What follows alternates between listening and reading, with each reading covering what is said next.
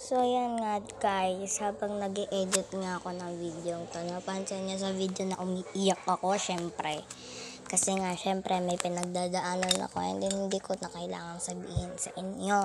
Kasi ayoko naman din makita na malungkot ako. So, yan guys, hi guys, welcome to my YouTube channel. And then, mag-subscribe na kayo kasi ito, first time ko mag-voice over. So, ayan nga guys, time check, 12:42 AM na. Magsusundo pa kasi ako ng bata mamaya and then, syempre, and then kung napapansin nyo, umalis ako dyan and then may hinahanap ako. So, nakita ko na yung hinahanap ko dyan and then ito nga yung alcohol. Sa dami ko talagang hinawakan, di natin alam kung madumi pa yung kamay natin. Kaya kailangan natin mag-hand sanitizer. So, ayan nga, pinapakita ko pa talaga sa inyo and then talagang wala pa akong ligo dyan. Kasi nga ngayon lang talaga ako nagising and then wala talaga kaming pasok. Bumawi lang talaga ako ng tulog ngayon. So, ayan nga guys, andito talaga ako sa kwarto and then sarado yung pinto kasi naglilinis ng CR si Mamit. Baka magising si Bunso.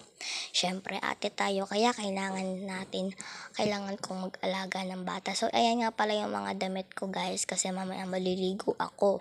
Mamaya pa naman. So, ayan nga guys, umupo muna ako and then pinakita ko talaga sa inyo yung tinimplang gatas ko kay Tutoy.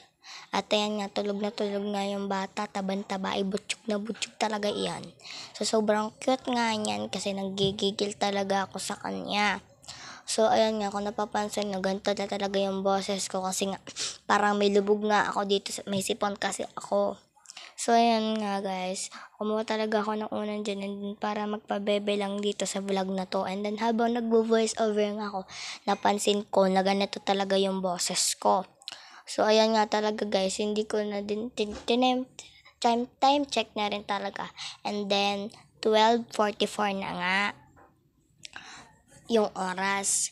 Tinatingnan ko talaga at maya yung oras kasi magsusundo ako ng bata and then maliligo muna ako. Mag-ayos ng sarili ko. Yun lang guys, bye bye. Thank you for watching.